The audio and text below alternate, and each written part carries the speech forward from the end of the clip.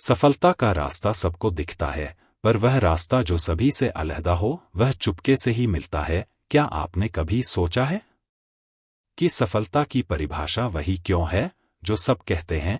क्या अगर मैं आपको यह बताऊं कि सफलता के कुछ ऐसे राज हैं जो आज तक किसी ने आपको नहीं बताए, वो रास्ते, वो तकनीकें जिन्हें सफलता पाने के लिए दुनिया से छिपा कर रखा गया है। द 7 फॉरबिडन सक्सेस टेक्निक्स में वही राज छिपे हैं जिनसे आपकी जिंदगी बदल सकती है। यह वह तरीके हैं जो न केवल आपको अपने लक्ष्यों के करीब पहुंचाएंगे, बल्कि आपके भीतर की छुपी हुई शक्ति को भी जागृत करेंगे। जब आप इन तकनीकों को अपनाएंगे तो आपको महसूस होगा कि यह सिर्फ एक किताब नहीं, बल्कि सफलता का एक गुप्त द्वार है जो अब आपके सामने खुल रहा है। क्या आप तैयार हैं उस द्वार को खोलने के लिए जो आपकी सफलता के नए मायने और नए रास्ते दिखाए? हेलो दोस्तों, आप सभी का हमारे चैनल पर एक बार फिर से स्वागत है। दोस्तों, आज की इस पुस्तक में 7 तकनीकों का जिक्र करने वाले हैं जो एक अमीर व्यक्ति सभी लोगों से छुपा के रखता है। चलिए अब आरंभ करते हैं। Number 1, the shadow alignment technique एक ऐसा अनूठा तरीका है जो आपकी छिपी हुई कमजोरियों को आपकी सबसे बड़ी ताकत में बदलने की कला सिखाता है। इंसान की जिंदगी में सबसे बड़ी लड़ाई किसी और से नहीं बल्कि खुद से होती है। अक्सर ऐसा होता है कि हम अपनी कमजोरियों को छिपाने की कोशिश करते हैं, लेकिन क्या हो अगर वही कमजोरियां हमारी सुपर पावर बन जाएं? एक पुरानी कहावत है, जहां डर है वहां रास्ता है। यही शैडो अलाइनमेंट का पहला पार्ट है। हमारे डर, असुरक्षाएं और नकारात्मक भावनाएं, यह सब हमारे अंदर छिपे हुए वह हिस्से हैं जो हमें आगे बढ़ने से रोकते हैं। सोचिए, आप एक आईने के सामने खड़े हैं, लेकिन आईना सिर्फ आपका चेहरा नहीं, आपकी पूरी शख्सियत दिखा रहा है। आपके डर, आपके गुस्से और उन गलतियों को जो आप भूल जाना चाहते हैं। शैडो अलाइनमेंट आपको सिखाता है कि उस आईने में देखें और अपने शैडो यानी छाया को समझे। कभी सोचा है जो लोग आपको सबसे ज्यादा गुस्सा दिलाते हैं, वह क्यों ऐसा करते हैं? दरअसल उनके अंदर वो गुण या आदतें होती हैं जो कहीं ना कहीं आपके अंदर भी है, लेकिन आप उन्हें स्वीकार नहीं कर पाते। शैडो अलाइनमेंट यही कहता है, जो बात आपको दूसरों में परेशान करती है वह दरअसल आपके अंदर का ही एक हिस्सा है। एक छोटी सी कहानी सुनिए। एक बार एक आदमी जंगल में शेर से बचकर भाग रहा था। भागते भागते उसने महसूस किया कि शेर उसके पीछे नहीं बल्कि उसके अंदर था। यही शैडो है।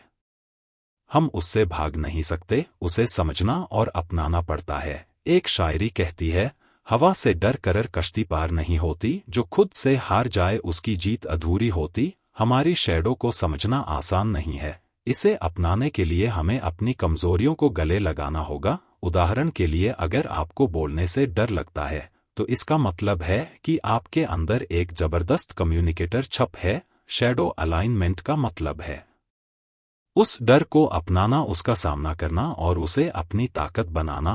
तभी ध्यान दिया है कि जो लोग खुद को सबसे ज्यादा परफेक्ट दिखाते हैं वही अंदर से सबसे ज्यादा टूटे हुए होते हैं। शैडो अलाइन सफलता का रास्ता सबको दिखता है, पर वह रास्ता जो सभी से अलहदा हो, वह चुपके से ही मिलता है। क्या आपने कभी सोचा है कि सफलता की परिभाषा वही क्यों है जो सब कहते हैं? क्या अगर मैं आपको यह बताऊं कि सफलता के कुछ ऐसे राज हैं जो आज तक किसी ने आपको नहीं बताए, वो रास्ते, वो तकनीकें जिन्हें सफलता पाने के लिए दुनिया से छिपा कर रखा गया है। द 7 फॉरबिडन सक्सेस टेक्निक्स में वही राज छिपे हैं जिनसे आपकी जिंदगी बदल सकती है।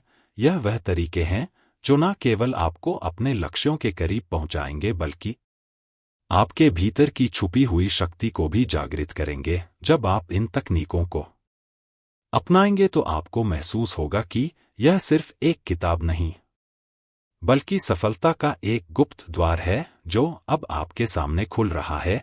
क्या आप तैयार हैं उस द्वार को खोलने के लिए जो आपकी सफलता के नए मायने और नए रास्ते दिखाए? हेलो दोस्तों, आप सभी का हमारे चैनल पर एक बार फिर से स्वागत है।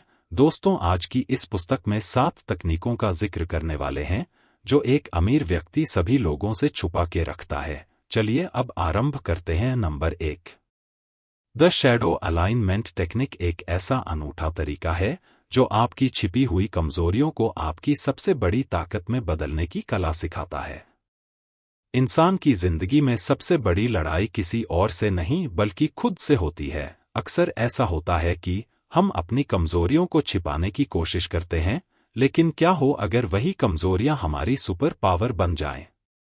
एक पुरानी कहावत है, जहां डर है वहां रास्ता है। यही शैडो अलाइनमेंट का पहला पार्ट है। हमारे डर, असुरक्षाएं और नकारात्मक भावनाएं, यह सब हमारे अंदर छिपे हुए वह हिस्से हैं जो हमें आगे बढ़ने से रोकते हैं।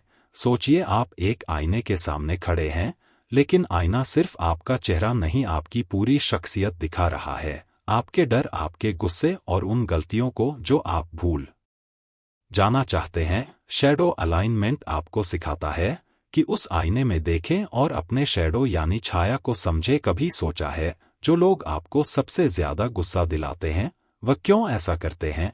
दरअसल उनके अंदर वो गुण या आदतें होती हैं जो कहीं ना कहीं आपके अंदर भी है, लेकिन आप उन्हें स्वीकार नहीं कर पाते। शैडो अलाइनमेंट यही कहता है, जो बात आपको दूसरों में परेशान करती है, वह दरअसल आपके अंदर का ही एक हिस्सा है। एक छोटी सी कहानी सुनिए। एक बार एक आदमी जंगल में शेर से बचकर भाग रहा था। भागते भागते उसने महसूस किया कि शेर उसके पीछे नहीं बल्कि उसके अंदर था। यही शैडो है।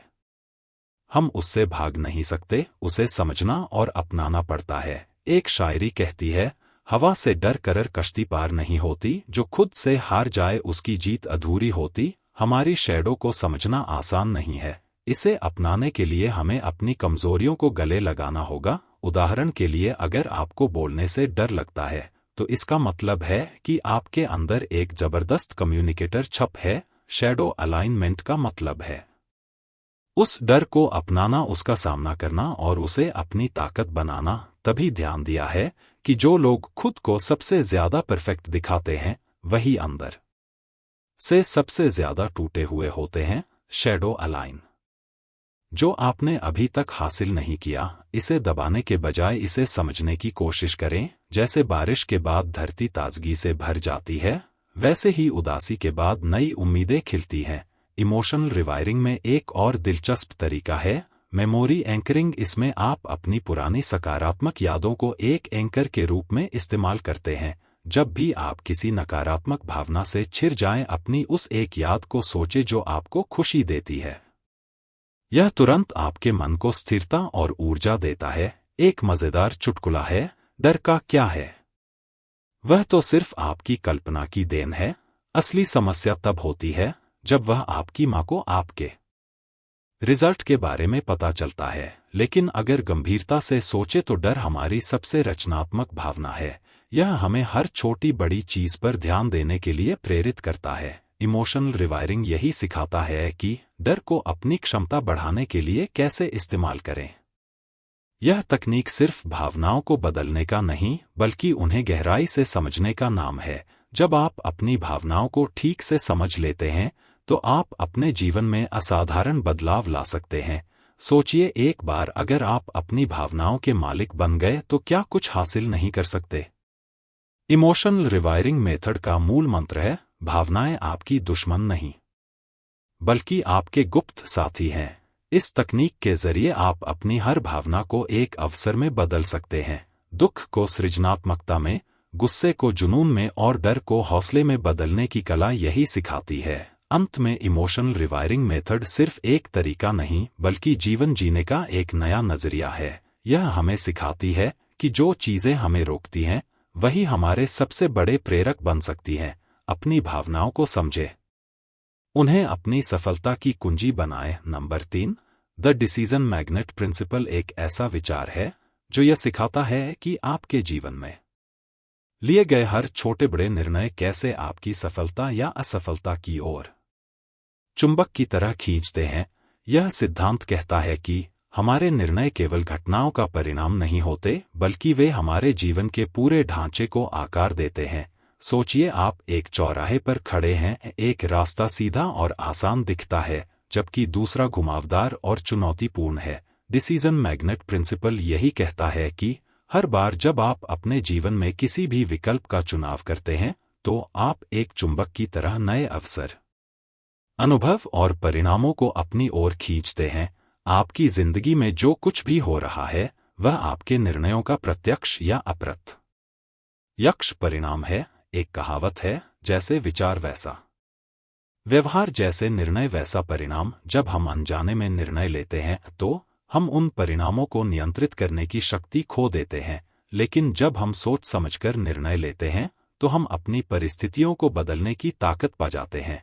दी मैग्नेट प्रिंसिपल यही सिखाता है कि कैसे सही समय पर सही निर्णय लेने से आप अपने सपनों को हकीकत में बदल सकते हैं। एक छोटी सी कहानी सुनिए। एक किसान के पास 2 बीज थे।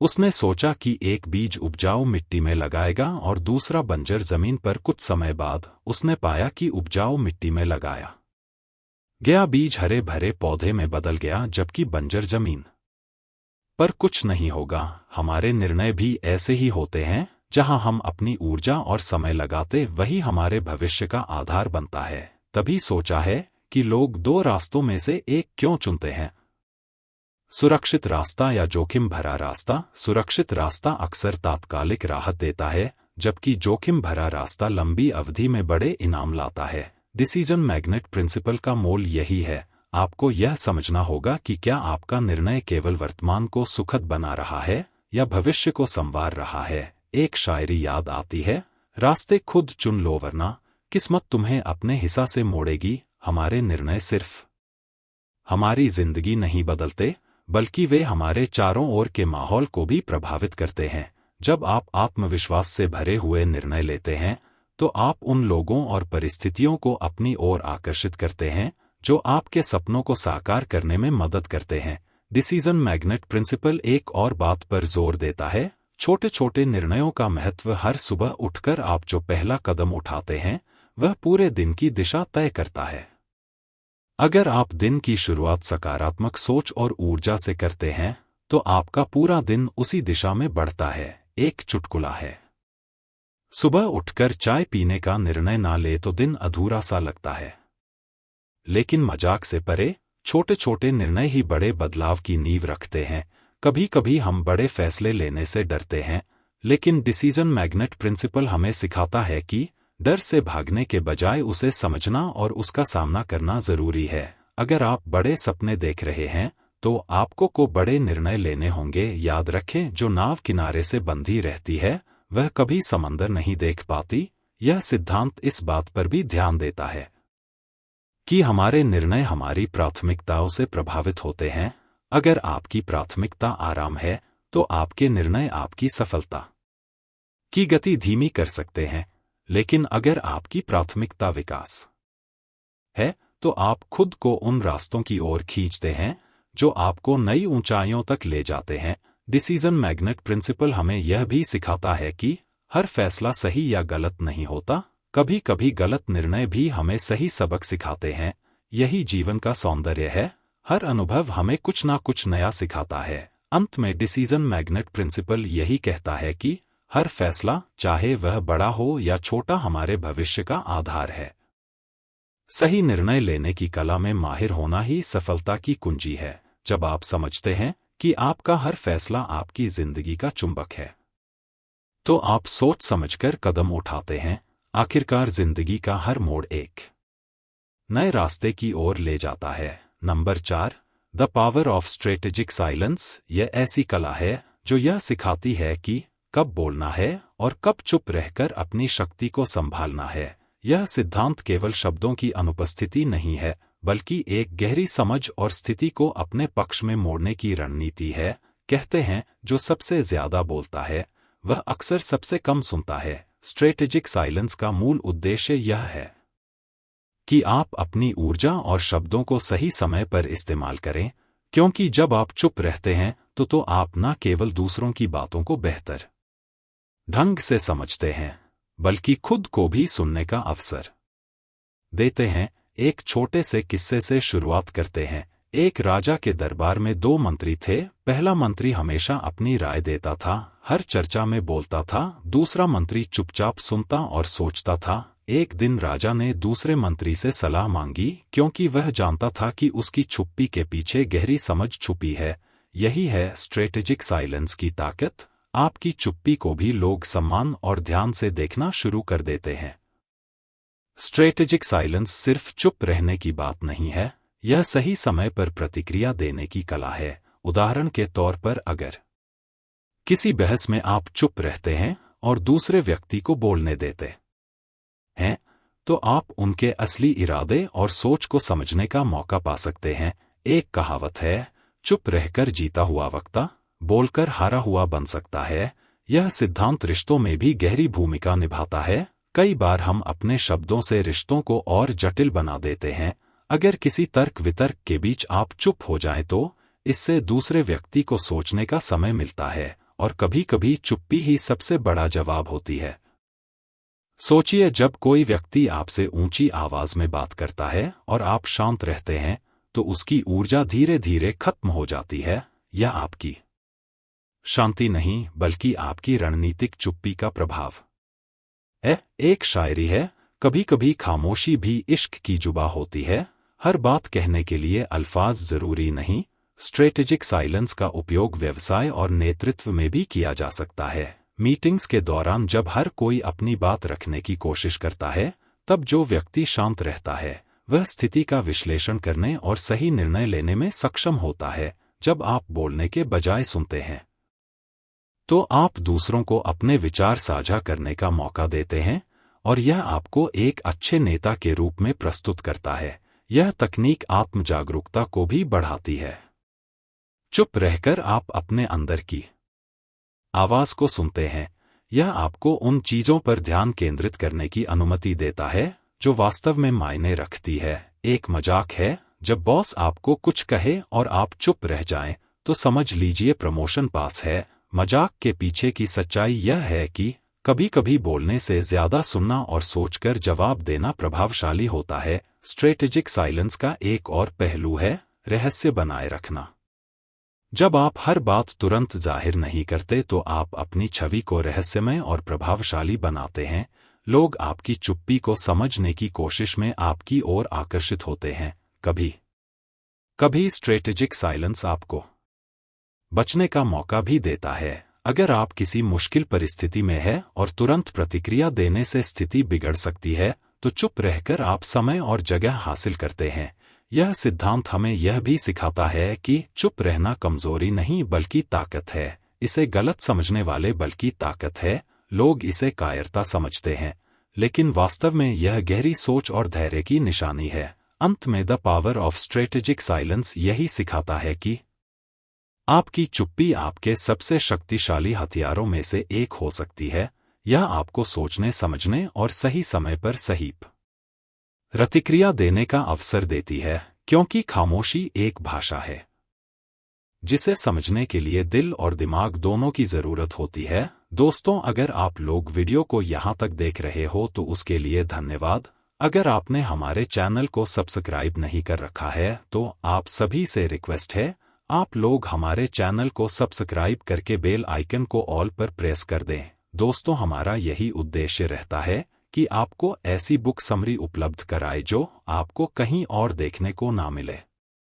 अपने दिमाग और ऊर्जा को पूरी तरह से केंद्रित करने की कला सिखाती है।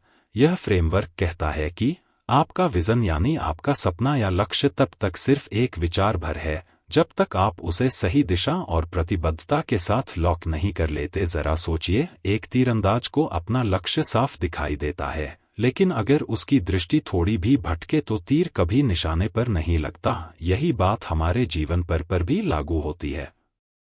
विजन लॉक फ्रेमवर्क आपको सिखाता है कि कैसे अपने लक्ष्यों को ध्यान में रखते हुए अपना पूरा ध्यान और ऊर्जा उस दिशा में केंद्रित करें। कहते हैं, जहां नजरें टिकती हैं वहीं रास्ता बनता है। लेकिन हमारी जिंदगी में अक्सर ऐसा होता है, लक्ष्य पर काम करते करते हमारा ध्यान भटक जाता है। विजन लॉक फ्रेमवर्क यही सिखाता है कि अपने विजन को लॉक करने का मतलब है उस पर इतनी गहरी पकड़ बना लेना कि कोई भी चीज आपको उससे दूर ना कर सके। एक कहानी एक बच्चा हमेशा पतंग उड़ाने की कोशिश करता था, लेकिन उसकी पतंग बार बार नीचे गिर जाती थी। एक दिन उसके दादा ने उसे समझाया, तू आसमान में पतंग को देखने की जगह उसकी डोर पर ध्यान दे। बच्चे ने ऐसा ही किया और उसकी पतंग ऊंची उड़ने लगी। विजन लॉक फ्रेमवर्क का यही मंत्र है, अपने विजन पर पूरी पकड़ बनाए रखें और उसे खोने मत दें। यह फ्रेमवर्क इस बात पर भी जोर देता है कि आपका विजन कितना स्पष्ट है। अगर आपका लक्ष्य धुंधला है तो आपकी ऊर्जा बिखर जाएगी। उदाहरण के लिए, मैं अमीर बनना चाहता हूं कहना काफी नहीं है। आपको यह तय करना होगा कि आप कैसे और किस क्षेत्र में अमीर बनना चाहते हैं। विजन लॉक फ्रेमवर्क कहता है कि आपका विजन ऐसा होना चाहिए कि जब आप उसे सोचे तो आपके अंदर जुन जागे। सपने वह नहीं होते जो सोते वक्त आते हैं, सपने वह होते हैं जो आपको सोने नहीं देते। विजन लॉक फ्रेमवर्क आपके सपनों को इस स्तर पर ले जाने की बात करता है। इस फ्रेमवर्क में एक और महत्वपूर्ण तत्व है डिसिप्लिन। अगर आपका विजन लॉक है लेकिन आप रोज उसके लिए मेहनत नहीं कर रहे तो वह कभी पूरा नहीं होगा। जैसे एक ताला खोलने के लिए सही चाबी की जरूरत होती है, वैसे ही अपने लक्ष्य तक पहुंचने के लिए सही आदतें और अनुशासन की जरूरत होती है। सोचिए, एक कलाकार अपनी पेंटिंग बनाते वक्त बीच बीच में दूसरी चीजों पर ध्यान देने लगे तो क्या उसकी पेंटिंग कभी पूरी होगी? विजन लॉक फ्रेमवर्क यही सिखाता है कि अपने लक्ष्य पर फोकस बनाए रखने के लिए आपको डिस्ट्रक्शन को दूर रखना होगा। यह फ्रेमवर्क इस बात पर भी जोर देता है कि आपके विजन को लिखना बहुत जरूरी है। जब आप अपने सपनों को शब्दों में पिरोहें तो वे आपकी वास्तविकता का हिस्सा बनने लगते हैं। एक कहावत है, जो लिखते हैं वह जीते हैं। तभी कभी हमारा विजन हमें बहुत बड़ा लगता है और हम डर जाते हैं, लेकिन विजन लॉक फ्रेमवर्क कहता है कि डर को अपनी ताकत बनाइए। एक शेर जब अपने शिकार पर हमला करता है तो वह डर को नजरअंदाज कर केवल अपने लक्ष्य पर फोकस करता है। अगर आप अपने डर पर विजय पा लेते हैं तो आप अपने विजन को लॉक कर सकते हैं। यह फ्रेमवर्क यह भी सिखाता है कि सिर्फ विजन पर ध्यान देना काफी नहीं है, आपको अपने आसपास का माहौल भी तैयार करना होगा। अगर आप ऐसे लोगों के बीच हैं जो आपको प्रेरित नहीं करते तो आपका विजन कमजोर पड़ सकता है। अपने आसपास ऐसे लोग रखिए जो आपको आपके लक्ष्य की याद दिलाएं और प्रोत्साहित करें। अंत में द विजन लॉक फ्रेमवर्क आपको यह समझाने की कोशिश करता है कि सपने देखना आसान है, लेकिन उन्हें हासिल करना तभी संभव है जब आप अपने विजन को इतनी मजबूती से पकड़े कि कोई भी ताकत उसे आपसे दूर ना कर सके। विजन को लॉक करने का मतलब है अपनी पूरी ऊर्जा, समय और ध्यान उस एक लक्ष्य पर लगाना, क्योंकि अंत में आप वहीं पहुंचते हैं जहां आप अपनी नजर टिका है। Number 6, the unstoppable routine formula. यह एक ऐसी रणनीति है जो साधारण आदतों को असाधारण परिणामों में बदलने का तरीका सिखाती है। यह केवल एक रूटीन सेट करने की बात नहीं है, बल्कि एक ऐसा सिस्टम तैयार करने की प्रक्रिया है जो आपको हर दिन बेहतर बनाता है और आपके सपनों को हकीकत में बदलने की ताकत देता है। कहते हैं, आपकी सफलता आपके रूटीन में छिपी होती है, लेकिन समस्या यह है कि हम रूटीन को अक्सर उबाऊ समझते हैं। द अनस्टॉपेबल रूटीन फार्मूला का मकसद आपकी दिनचर्या को इतना शक्तिशाली बनाना है कि आप हर दिन ऊर्जा से भरे रहे और अपने लक्ष्यों की ओर बढ़ते रहे। एक कहानी से शुरुआत करते। एक किसान हर सुबह सूरज निकलने से पहले उठता था और अपने खेत की देखभाल करता था। उसकी मेहनत के कारण उसका खेत हमेशा हरा भरा रहता था। दूसरे किसान ने पूछा, तुम हर रोज इतनी मेहनत कैसे करते हो? उसने जवाब दिया, मेरी आदतों ने मुझे बनाया है। मैं हर दिन वही करता हूँ जो मुझे आगे बढ़ने में मदद करता है। यही है द अनस्टॉपेबल रूटीन फार्मूला। आपकी छोटी छोटी आदतें ही आपके बड़े परिणाम लाती है। इस फार्मूला का पहला च है कंसिस्टेंसी। यह कहना आसान है कि मैं हर दिन जिम जाऊंगा या मैं रोज पढ़ाई करूंगा, लेकिन असली चुनौती तब आती है जब आपको आलस या मुश्किलों का सामना करना पड़ता है। अनस्टॉपेबल रूटीन फार्मूला सिखाती है कि रूटीन को सफल बनाने के लिए आपको इसे अपनी पहचान का हिस्सा बनाना होगा। सोचिए, अगर हर दिन आपका पहला काम सबसे महत्वपूर्ण हो तो क्या आपका दिन ज्यादा प्रभावी नहीं होगा? इस फार्मूला का एक नियम है, 1 ईयर मॉर्निंग न। यह सुबह का पहला घंटा आपके पूरे दिन की दिशा तय करता है। यह फार्मूला यह भी सिखाता है कि आपको अपनी दिनचर्या को रोचक और उद्देश्यपूर्ण बनाना होगा। एक शायरी है, रोज वही करना अगर थका दे तुम्हें तो नया नजरिया ले आओ अपने सपनों के लिए, यानी अपनी दिनचर्या में ऐसे छोटे छोटे बदलाव करें जो उसे बोरिंग ना बनने दें। द अनस्टॉपेबल रूटीन फार्मूला का एक और अहम पहलू है प्रायोरिन। हर किसी के पास 24 घंटे होते हैं, लेकिन फर्क इस बात से पड़ता है कि आप उन घंटों को कैसे इस्तेमाल करते हैं। इस फार्मूला के अनुसार सबसे पहले अपने दिन के 3 सबसे जरूरी काम तय करें और बाकी चीजों को बाद में रखें। अक्सर लोग सोचते हैं कि रूटीन बनाने का मतलब हर मिनट को प्लान करना है, लेकिन यह फार्मूला कहता है कि आपको अपने समय का 80 पर उन चीजों में लगाना चाहिए जो आपके लक्ष्य के करीब ले जाती हैं। बाकी 20 पर समय उन गतिविधियों के लिए रखें जो आपको खुशी और रिलैक्सेशन देती है। यह फार्मूला इस बात पर भी जोर देता है कि आपके रूटीन में एनर्जी मैनेजमेंट सबसे जरूरी है। अगर आप थके हुए हैं तो आपकी उत्पादकता कम हो जाती है। अपनी नींद, खानपान और एक्सरसाइज का ध्यान रखें ताकि आप हर दिन अपनी बेस्ट परफॉर्मेंस दे सकें। एक कहावत है, सफलता रातों रात नहीं मिलती, लेकिन रोज की आदतें इसे करीब ला सकती हैं। अनस्टॉपेबल रूटीन फार्मूला यही सिखाता है कि सफलता एक दिन का खेल नहीं है, यह हर दिन की छोटी छोटी जीतों का नतीजा है। कभी कभी आपकी दिनचर्या में बाधाएं आती हैं। इस फार्मूला का अंतिम और सबसे महत्वपूर्ण हिस्सा है फ्लेक्सिबल। अगर किसी दिन आप अपने रूटीन का पालन नहीं कर पाए तो खुद पर ज्यादा सख्ती ना करें, बस अगले दिन दोबारा शुरुआत करें। अंत में द प्रशंसा अनस्टॉपेबल रूटीन फार्मूला यही सिखाती है कि आपकी सफलता उन छोटे छोटे कदमों पर निर्भर करती है जिन्हें आप रोज उठाते हैं। यह फार्मूला सिर्फ आदतें बनाने का नहीं, बल्कि उन्हें बनाए रखने और उनकी ताकत को पहचानने का तरीका है, क्योंकि जब आपकी दिनचर्या रुकने का नाम नहीं लेती तो आपकी सफलता भी अजेय हो जाती है। Number 7, the fearless communication strategy एक ऐसी तकनीक है जो आपको बिना झिझक और आत्मविश्वास के साथ अपनी बात कहने की कला सिखाती है। यह केवल बोलने का तरीका नहीं है, बल्कि ऐसा कम्युनिकेशन है जो आपके शब्दों को असरदार और आपकी उपस्थिति को शक्तिशाली बना देता है। कहते हैं, आपकी सबसे बड़ी ताकत आपके शब्दों में होती है, लेकिन अगर डर आपके शब्दों को कमजोर कर दे तो आपकी सबसे बड़ी ताकत आपकी सबसे बड़ी कमजोरी बन सकती है। फियरलेस कम्युनिकेशन स्ट्रेटेजी इस डर को खत्म करने और आपको एक प्रभावशाली वक्ता बनने का रास्ता दिखाती है।